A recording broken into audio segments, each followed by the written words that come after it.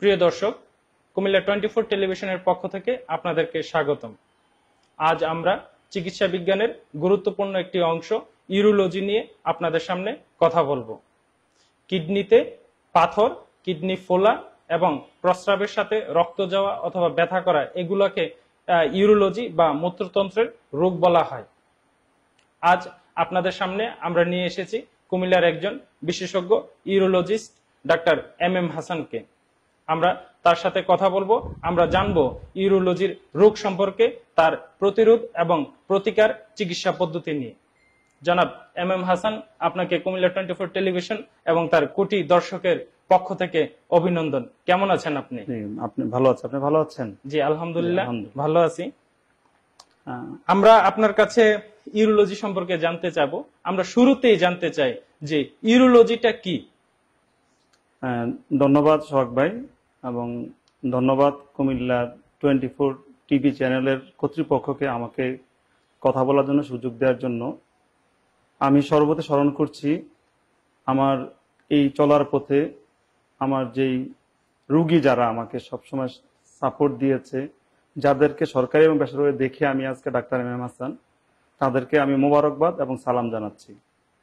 Urology বলতে যদি আমরা চিন্তা করি, তার ইউরোলজি হচ্ছে একটা চিকিৎসা বিজ্ঞানের বিশেষায়িত একটা শাখা, যেখানে আরেকটা টার্ম বলা যায় genitourinary system. Urinary system and genitourinary system. Urinary system হচ্ছে আমরা কিডনি, মূত্রনালী, মূত্রথলি, প্রস্রাবের রাস্তা এবং প্রজনন তন্ত্র নিয়ে আমরা সাধারণত ডিল করি। এবং এই ডিলিংস এর মধ্যে আমরা এই জেনিটোরিয়াল সিস্টেমের মধ্যে urinary system of the male and female, that means মহিলা এবং পুরুষের ইউরিনারি সিস্টেম এবং পুরুষের প্রজনন তন্ত্র নিয়ে ইউরোলজিস্টরা ডিল করে। এবং এই ক্ষেত্রে আপনি যে আমাকে জানতে চেয়েছেন যে কি কি প্রতিকার আমরা বা কি কি রোগ নিয়ে আমরা চিন্তা করি, ইউরোলজি সিস্টেম আসলে আমরা এককভাবে বলা সম্ভব না। আমরা অনেকগুলা এক একটা রোগ, এক একটা সিমটম বা এক একটা জিনিস নিয়ে আমরা চিন্তা ভাবনা করি। যেমন ইউরোলজিতে আমরা সবচেয়ে বেশি যে রোগটা নিয়ে আমরা অনেকেই জানি না, যে ইউরিনারি প্রদাহ, জ্বালা পড়া, প্রস্রাবে জ্বালা পড়া, প্রস্রাবে ইনফেকশন, সেটা কিডনি, মূত্রনালী, মূত্রথলি, প্রস্রাবের রাস্তা, যে কোনো জায়গায় যে কোনো রকম যখন কোনো রোগ হয় তখন এই ধরনের প্রদাহগুলো আসতে পারে। এবং রোগীরা সাধারণত প্রস্রাবে জ্বালা পড়া, ঘন ঘন প্রস্রাব, জ্বর, প্রস্রাবের সাথে রক্ত যাওয়া, এগুলো নিয়ে আসে। সেক্ষেত্রে প্রস্রাবের সাথে রক্ত যাওয়ার সাথে ব্যথা থাকবে। তারপরে যদি আমরা পাথর নিয়ে চিন্তা করি, দ্বিতীয় আমাদের রোগগুলো রোগীদের যারা আসে, ভেরি কমন। এই পাথর কোথায় কোথায় হতে পারে? একদম টোটালি কিডনি থেকে শুরু করে মূত্রনালী, মূত্রথলি, প্রস্রাবের রাস্তা, সব জায়গায় হতে পারে। এখন আমি যেই পাথরগুলা যখন হয় কোনো রোগীর, একসাথে যদি পাথর যদি দুনো কিডনি যদি কখনো হয় অথবা যদি প্রস্রাবের রাস্তায় হয়, তাহলে দেখা গেছে রোগী কিডনি ফেলিউর নিয়ে আসে। দেখা গেছে এখানেও মিসকনসেপশন হয় যে রোগীরা কার কাছে যাবে। সেক্ষেত্রে দেখা যাচ্ছে যে কিডনি ফেলিউর পাথরের জন্য, সেক্ষেত্রে পাথর রিমুভ করলে কিডনি ফেলিউর ভালো হয়ে যায়। সেক্ষেত্রে আমরা আসলে ইউরোলজিস্টে সেগুলো নিয়ে ডিল করি। তার প্রস্রাবের সাথে রক্ত যাওয়া, এটা আরেকটা উপসর্গ। প্রস্রাবের সাথে রক্ত যাওয়া ভেরি কমন একটা রোগীদের উপসর্গ নিয়ে আসে। এই প্রস্রাবের সাথে রক্ত যাওয়াটা আমরা দুই ভাগে ভাগ করি, ব্যথা যুক্ত আর ব্যথা মুক্ত। আমরা সাধারণত খুব মজা করে আমরা সবাই বলি যে যখন ব্যথা যুক্ত থাকে তখন রোগীরা থাকে খুব হতাশ, আর যখন ব্যথা মুক্ত থাকে তখন আমরা ডাক্তাররা হতাশ থাকি। কারণ ব্যথা মুক্ত হেমাচুরিয়া, রক্ত যাওয়াই হচ্ছে খারাপ রোগের লক্ষণ। এক্ষেত্রে ক্যান্সার বা এই ধরনের কোনো রোগগুলা আসতে পারে। আর তারপরে আমরা ইউরোলজিস্টরা আরো অনেকগুলা রোগ নিয়ে ডিল করি, যেমন ক্যান্সার বা টিউমার, কিডনি নালী, মূত্রনালী, প্রস্রাবের রাস্তা ক্যান্সার নিয়ে আমরা ডিল করি। সেক্ষেত্রে হেমাচুরিয়া, যেগুলা মানে রক্ত যাওয়া, যেগুলোতে কোনো ব্যথা থাকে না। তারপরে আমরা জন্মগত যে সমস্যাগুলো বাচ্চাদের বেশিরভাগ হয়, সেগুলো হচ্ছে কিডনি ফুলে যাওয়া জন্মগত ভাবে, তারপরে হচ্ছে অন্ডকোষ জায়গা মতো না আসা, এবং ছেলে বাচ্চার প্রজননতন্ত্রের ডিফেক্ট, যেটা হচ্ছে কোনো ঠিকমতো তৈরি হয় নাই, সেগুলো আমরা ইউরোলজিস্টে ডিল করি।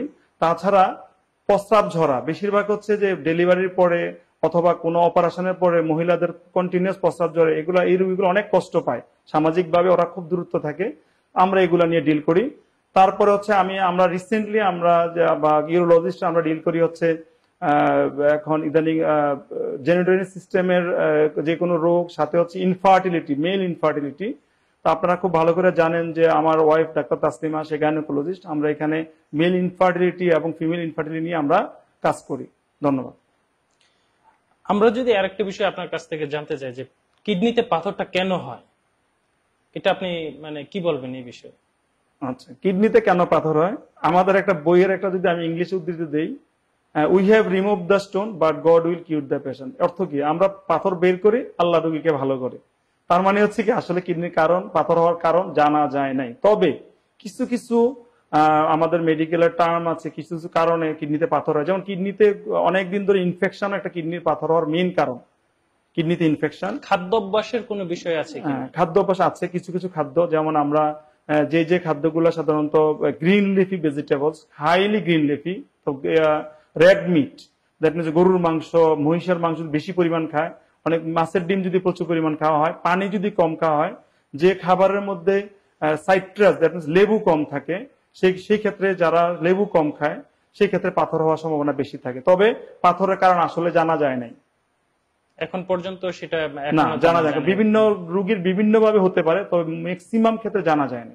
যদি পাথর হয় কিডনিতে, সেটা অপসারণের পদ্ধতিটা কি? এটা কি মানে অপারেশন করতেই হয়, না অপারেশন ছাড়াও অনেক রোগী ভালো হয়ে যায়? আচ্ছা, কিডনি পাথর যদি হয় তাহলে সেটা নির্ভর করবে আসলে রোগীর কি অবস্থা। এখন রোগী যদি আপনার দুই দিকেই পাথর নিয়ে বন্ধ হয়ে কিডনি ফেলিওর নিয়ে আসে, সেই ক্ষেত্রে আমাদের অপেক্ষা করার কোনো সুযোগ নাই।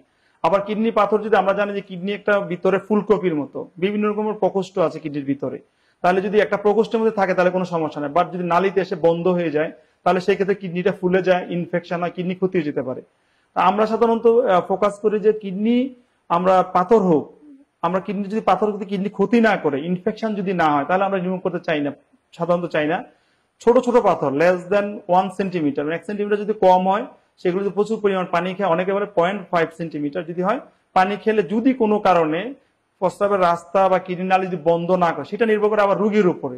রোগীর কিডনি নালী যদি চিকন হয়, পাথরও চিকন, তাহলে ওই পাথর তো বের হবে না সব কখনোই। তাহলে আমরা এগুলো অবজার্ভ করি যে এই কিডনিটা ক্ষতি করতেছে কিনা এবং পাথরটা নিজে নিজে বের হয়ে যাবে কিনা, তখন আমরা অপেক্ষা করে যদি যেটা মেডিসিনের মাধ্যমে অ্যান্টিবায়োটিক দিয়ে আমরা চেষ্টা করি, প্রচুর পানি খেতে বলি, তারপরেও যদি না হয়, কিডনি যদি খারাপ দিকে যায় বা ইনফেকশন যদি বারবার হয়, তখন আমরা ওই পাথরটা রিমুভ করে ফেলি, অপারেশন করি। অপারেশনের পদ্ধতিটা কি পেট কেটে করা হয় নাকি না এখন আপনার নতুন প্রযুক্তি ব্যবহার করছেন? আচ্ছা, অপারেশন পদ্ধতিগুলো হচ্ছে আসলে আমি আমার সবসময় আমার একটা হসপিটালে একটা লিফলেট আছে, আমরা সবসময় বলি যে বহির্বিশ্বে, আমাদের দেশ না, বহির্বিশ্বে 100% কিডনির পাথর কোন রকমের পেট কেটে করা হয় না। এখন সবকিছুই করা হয় হচ্ছে পেট না কেটে করা হয়, প্রয়োজন হলে এক অপারেশন 3 বার করবে।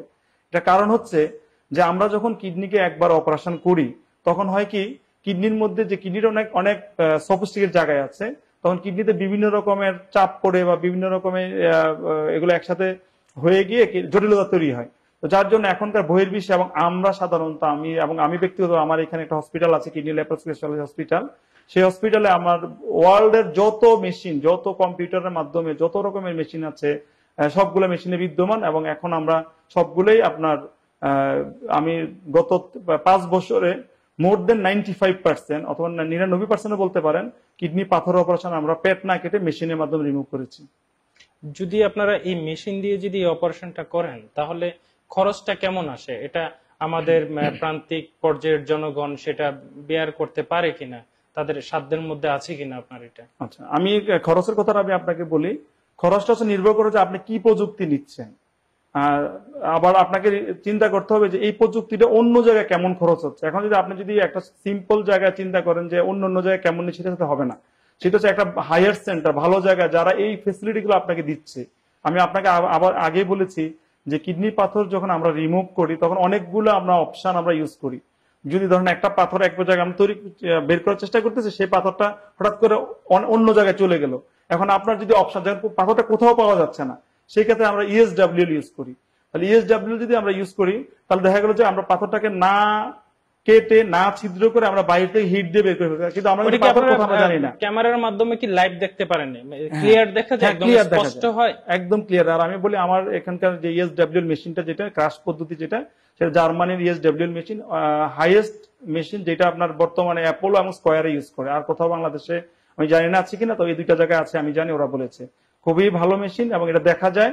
এবং আমি এই পর্যন্ত যা করেছি 100% সাকসেসফুলি আপনার পাথর ক্রাশ করা হয়েছে। তবে পাথর ক্রাশের সব পাথরে কিন্তু করা যাবে না, যেটা যেটা করা দরকার সেটাই আসলে সার্জন বা আমি অ্যাসেস করে তারপর বলবো যে কোনটা করা যাবে কোনটা করা যাবে না। আপনাকে ধন্যবাদ। আমরা জানি আপনার এই সফলতাগুলো জেনেই আমরা অবশ্য আপনার সাথে আজকে কথা বলতে এসেছি যে ইউরোলজির বিষয় নিয়ে। তো আমরা যদি আরেকটা বিষয় আপনার কাছ থেকে জানতে চাই, সেটা হচ্ছে যে আপনি আমাদেরকে যদি একটু ধারণা দিতেন যে আসলে মানে এই খরচটা কত থেকে কতর মধ্যে, সেটা আমরা যদি দর্শকদের একটু জানাতে চাচ্ছিলাম। সেটা যেমন আমি যদি পাথর ভাঙার কাজটা করি, কাস্ট মেশিন, যেটা অনেক এক্সপেন্সিভ মেশিন, সেখানে 15 থেকে 20 হাজার টাকা খরচ হয়। আর যখন লেজার ইউজ করা হয়, আমার এখানে আমরা জানেন আমেরিকান বোস্টন সায়েন্টিফিকের লেজার আছে, লেজার যখন ইউজ করে তখন আপনার 50 থেকে 60 পর্যন্ত চলে যায়, যেটা আপনি যদি অ্যাপোলো স্কোয়ারে যান আপনার মোর দেন 3 লাখ করে যাবে। তারপর হচ্ছে পাথর ভাঙার জন্য আমরা আল্ট্রাসোনিক একটা মেশিন ইউজ করি, সেটা অনেক এক্সপেন্সিভ মেশিন, যেটার মাধ্যমে সাকশন পদ্ধতির মাধ্যমে পাথরটা নিয়ে আসবে, অনেক অত্যাধুনিক মেশিন। সেই মেশিনটা আমাদের করলে আরেকটু খরচ বেশি পড়ে।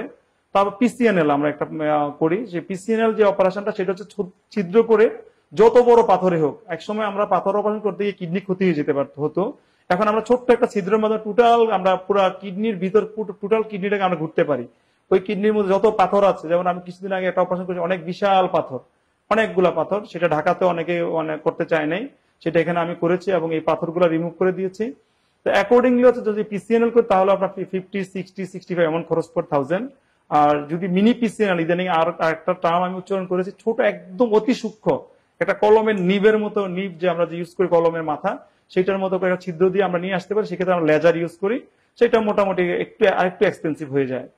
কিন্তু ঢাকাতে অনেক বেশি, বা অন্য জায়গায় হায়ার সেন্টার বা অন্য জায়গায় আরো অনেক বেশি খরচ হয়। না, আমাদের এই যদি কুমিল্লার কথা চিন্তা করি, বৃহত্তর কুমিল্লার অনেক রোগী আছে যারা এইসব রোগ উপসর্গ নিয়ে আপনার হসপিটালে আসেন এবং তাদের এই এত টাকা বেয়ার করার মতো তাদের শক্তি নাই। এই তাদের জন্য আপনার কি আলাদা কোনো বিশেষ কোনো ব্যবস্থা আছে কিনা, রোগী কল্যাণের কোনো ব্যবস্থা?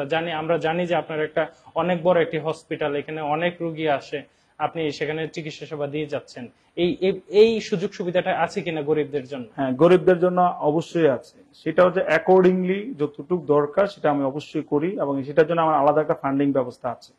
একদম ফ্রি করেছেন এরকম কয়জন রোগী হবে যদি আমরা জানতে চাই যে একদম ফ্রি আপনি এই অপারেশন মিনিমাম করে 100। দিয়েছেন? কত বছরের মধ্যে?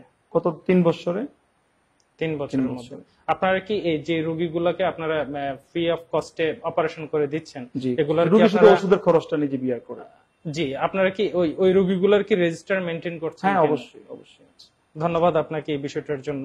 তো ডক্টর এম এম হাসান, আপনার কাছে আমরা যদি নেক্সট কোশ্চেনে যাই, সেটা হচ্ছে যে এই যে রোগগুলো নিয়ে আপনি কথা বললেন, এতক্ষণ আমাদেরকে যে কথাগুলো বললেন, আমাদের দর্শকরা যারা জানলো, আমরা যদি এখন একটা প্রশ্ন আপনার কাছে করি যে আমরা এই রোগগুলো থেকে বাঁচার জন্য মানে এই রোগ প্রতিরোধের উপায়গুলো কি কি? আচ্ছা, সেটা আমরা মেডিকেল টার্ম বলছি প্রিভেনশন। প্রতিরোধ কি? আসলে কিছু কিছু রোগের প্রতিরোধ হয়, আর কিছু কিছু রোগ হচ্ছে আমরা প্রতিরোধ করতে পারি না। যেমন কিডনি পাথর প্রতিরোধ, আমি বলি যে আমার একটা জার্নালে লেখা ছিল যে 50% কিডনির পাথর 5 বছরের মধ্যে আসবে, আবার হবে। তাহলে যদি কিডনির যদি আমরা পাথর অপারেশন করার পরে যদি আমরা যদি বাসায় গিয়ে ঘুমাই থাকি যে আমার তো অপারেশন হয়ে গেছে, আমি কিডনির পাথর মুক্ত, আমার, তাহলে আমি কিন্তু প্রথমে বলেছিলাম we have remove the stone but God will cure the patient, মানে হচ্ছে আমরা পাথর মুক্ত করে আল্লাহ রোগীকে ভালো করে। তাহলে দেখা যাচ্ছে কি এই পাথরের রোগী দ্বারা কি তার ভিতরে এনভায়রনমেন্টাল চেঞ্জ হয়, যেমন প্রস্রাব। আমরা জানি যে আমরা যদি যেমন সমুদ্রে যদি কেউ আমরা গোসল করি তাহলে আমাদের কিন্তু চুলের মধ্যে কি লবণ লেগে থাকে, তাই না? তো আমাদের প্রস্রাবের মধ্যে যদি বেশি পরিমাণে এই ধরনের লবণ জাতীয় বেশি জিনিস থাকে, ক্যালসিয়াম থাকে, অক্সালেট গুলো বেশি থাকে, তাহলে তাদের পাথর হওয়ার সম্ভাবনা বেশি থাকে। এই রোগীগুলা কন্টিনিউস ডাক্তারের কাছে যোগাযোগ রাখতে হয়, তার ডায়েটারি মডিফিকেশন, খাদ্য অভ্যাসে চেঞ্জ করতে হয়। যেমন খাদ্য অভ্যাস আমি একটু আগে আপনাকে বলেছি, প্রচুর পরিমাণ পানি খাওয়া, তারপর হচ্ছে আপনার আমরা কিছু মেডিসিন ইউজ করি, তারপর হচ্ছে সাইট্রিক ফুড, দ্যাট মিনস যে আমরা লেবু, আমি সব পেশেন্টদেরকে বলি আপনারা প্রচুর পরিমাণ লেবু খাবেন। এখন আপনার একটা কোশ্চেন চলে আসে কতটুকু পানি খাবো, এটা অনেকে কোশ্চেন করে আমাকে, যেমন প্রস্রাব পদা হয় তখনও। আমি সবসময় বলি যে আপনি আপনার প্রস্রাবের দিকে একটু তাকাবেন, আপনি এমন পরিমাণ পানি খাবেন যে পরিমাণ পানি খেলে আপনার প্রস্রাবের কালারটা নর্মাল হবে, এটা লাল হবে না, হলুদ হবে না, আমি অতটুকু বলি, এবং প্রস্রাব জ্বালা পোড়া করবে না। এটা হচ্ছে একদম সবচেয়ে সুন্দর একটা কোশ্চেন, তাহলে ওই পরিমাণ পানি খেতে হবে। চমৎকার একটি তথ্য আমাদেরকে দিয়েছেন, ধন্যবাদ আপনাকে। ওকে, থ্যাংক ইউ। তারপর হচ্ছে আমরা যে পাথর, ছোট যদি একটা পাথর থাকে সেটাকে আমরা ক্রাশ করতে পারি, তাহলে আমরা যদি ছোট অবস্থায় যদি আবার রিকারেন্স পাথর হয়, আমি তো বললাম যে পাথর হওয়ার কারণ এইগুলা, তাহলে হয় তাহলে আমরা সে তাড়াতাড়ি চিকিৎসা করতে। দেখা যায় একটা রোগী, আমার অনেকগুলো রোগী আমরা পাই যে আজকে থেকে 10-14 বছর আগে পেট কেটে অপারেশন করেছে, 15-20 বছর আগে। যেমন আমি একটা পেয়েছি, একজন রোগীকে পাকিস্তান আমলে এক সার্জনকে দিয়ে করিয়েছে। এখন দেখা গেছে যে সে আমার কাছে এসেছে, দেখা যাচ্ছে ফুল কিডনিতে হচ্ছে স্টোন। এখন আমি ওনাকে বললাম যে আপনাকে যদি আমি এই পাথরগুলো রিমুভ করতে যাই তাহলে আপনার কিডনি নষ্ট হয়ে যাবে। তাহলে আপনি কেন দিন বসে আছেন? আমি তো ভালো হয়ে গেছিলাম, আমি জানি না কোনো কিছু, আমি কোনো কিছু করিনি। তাহলে রুগীকে ডাক্তারের কাছে আসতে হবে, মাঝে মাঝে পরীক্ষা করে দেখতে হবে, মাঝে মাঝে আমরা কথা শুনতে হবে যে রোগগুলো আবার রিকারেন্স হচ্ছে কিনা। যদি রিকারেন্স বারবার হয় তাহলে এগুলো ওনাদেরকে কিছু মেডিসিন ইউজ করা হয় এবং খাদ্যাভ্যাস পরিবর্তন করতে হবে। এইভাবে প্রতিরোধ করা সম্ভব। জি, ডক্টর এম এম হাসান, আপনার কাছে যদি আমি আমার ব্যক্তিগত সংশ্লিষ্ট একটা প্রশ্ন করি, সেটা হচ্ছে যে আমার খুব বসুম ফ্রেন্ড, আমরা 2 বছর আগে দেখলাম যে তার কিডনিতে পাথর হইলো, তা ঢাকায় তাকে পেট কেটে অপারেশন করা হয়েছে। তো আপনি যেহেতু বললেন যে এখন আর পেট কেটে করা হয় না, কিন্তু পেট কেটে কেন করা হয় না এবং পেট কেটে করলে কি অসুবিধাটা, এটা যদি একটু বলেন। কারণ যেহেতু এখন পর্যন্ত 100% পেট না কেটে অপারেশন গুলা হচ্ছে, এটা আমরা নিশ্চিত হতে পারছি না আর কি। আমি বলি, কোন রুগী যদি আপনার অ্যাকর্ডিংলি অ্যাপ্রোপ্রিয়েট সেন্টারে যায়, আমি আপনাকে আবারও বলছি যে আমরা যখন একটা ধরুন ভালো একটা গাড়ি কিনলাম, বা ড্রাইভার ভালো না, আবার ভালো গাড়ি নাই আমার, তাহলে হবে কি আমি কিন্তু ওই রকম দেখাতে পারছি না। তাহলে আপনাকে যদি চিকিৎসা করতে গেলে দুইটা জিনিস চিন্তা করতে হবে, ভালো ডক্টর এবং ফেসিলিটি কোথায় আছে, ভালো সেন্টার। ওকে, আমার মনে হয় যে আপনি যেটা বলছেন যে এটা হয়তো জানি না কতটুকু কি হয়েছে, তো মনে হয় ছোট যদি খুব পাথর, এগুলো আসলে বের করা সম্ভব। আমার এটাই মনে হচ্ছে আর কি, যে উনি আসলে অ্যাপ্রুভের জায়গায় হয়তো যায় নাই। ধন্যবাদ আপনাকে এই বিষয়টি ক্লিয়ার করার জন্য। আমরা আপনার কাছে যদি আরেকটি প্রশ্নতে যাই, সেটা হচ্ছে যে যারা এখন চিকিৎসা বিজ্ঞানে পড়ালেখা করছে, এমবিবিএস করছে, তারা যদি ইউরোলজিস্ট হতে চায় তাহলে তাদেরকে কোন কোর্সটি সম্পন্ন করতে হবে? আসলে ইউরোলজিস্ট, আমি কথাটা বলে যাচ্ছি আপনাকে, ইউরোলজি সাবজেক্টে যদি কেউ কেরিয়ার করতে চায়, হ্যাঁ, ইউরোলজির শুধুমাত্র যদি একজন সার্জন, যদি একজন ছাত্র যদি পড়ে আসে, শুধুমাত্র পড়ে আসলে কিন্তু সে বড় কিছু হতে পারবে না, তাকে কাজগুলো শিখতে হবে। আমি মনে করি, যেন আমি ঢাকা শহরে এমন কোন সার্জন নাই যার পিছনে আমি কাজ করিনি, কাজ করে সার্জের পিছনে পিছনে ঘুরে ঘুরে ঘুরে ঘুরে কাজ শিখতে হয়েছে। তার প্রথম কথা কাজ শিখতে হবে। আর যদি ডিগ্রি কথা বলেন, ডিগ্রি হচ্ছে মাস্টার্স অফ সার্জারি, এফসিপিএস এবং এফআরসিএস, যে কোনো ডিগ্রি করতে পারে। আসলে ডিগ্রির চেয়ে হচ্ছে আমি মনে করি একাডেমিক কোয়ালিটি এবং কাজের দক্ষতাটা খুব বেশি ইম্পর্টেন্ট। কারণ আমরা সবাই জানি, আমরা ড্রাইভার কিন্তু এক্সপিরিয়েন্স ড্রাইভার ছাড়া রাখি না, ড্রাইভার কিন্তু শিক্ষিত না, কিন্তু ড্রাইভার কিন্তু ভালো গাড়ি চালাইতে হয়। তাহলে এখানে যেহেতু সার্জিক্যাল ব্যাপার, অবশ্যই মেডিসিনও আছে, সার্জারিও আছে। মেডিসিনের ব্যাপার হচ্ছে জ্ঞান, আর সার্জারি হচ্ছে ড্রাইভিং ভালো করতে হবে। সেক্ষেত্রে এইভাবে সম্ভব আমি মনে করি। জি, ডক্টর এম এম হাসান, আপনাকে ধন্যবাদ। আমরা যদি আরেকটি প্রশ্ন আপনার কাছে করি, যে আপনি চিকিৎসক হওয়ার পিছনে এই অনুপ্রেরণা কার, এবং আপনি কোথায় কোথায় পড়ালেখা করেছেন, আপনি যদি সংক্ষেপে আমাদেরকে একটু বলেন। চিকিৎসক হিসাবে চিকিৎসক হওয়ার পিছনে অনুপ্রেরণা নিশ্চয়ই আল্লাহ তালার দোয়া, আল্লাহ তালার রহমত, এবং আল্লাহ তালা চেয়েছে বলে আমি হয়েছি। আর অনুপ্রেরণা তো আসলে মা বাবাকে তো বলতেই হয়। প্রথমে আমার মা বাবা, যখন আমি লেখাপড়া করেছি কালীর বাজার ইউপি হাই স্কুলে, সেই কালীর বাজারে, সেখান থেকে আমি ভিক্টোরিয়া কলেজের ছাত্র, ভিক্টোরিয়াতে পড়াশোনা করেছি। তারপর হচ্ছে স্যার সলিমুল্লাহ মেডিকেল কলেজ থেকে আমি স্নাতক পাশ করেছি। তারপর হচ্ছে national institute of kidney disease and urology, আপনারা জানেন যে এটা একমাত্র বাংলাদেশের national institute kidney disease and ইউরোলজির জন্য, সেখান থেকে আমি মাস্টার্স করেছি। আর তারপর অনুপ্রেরণা হচ্ছে আমার স্ত্রী এবং এখন আমার বাচ্চা 2জন।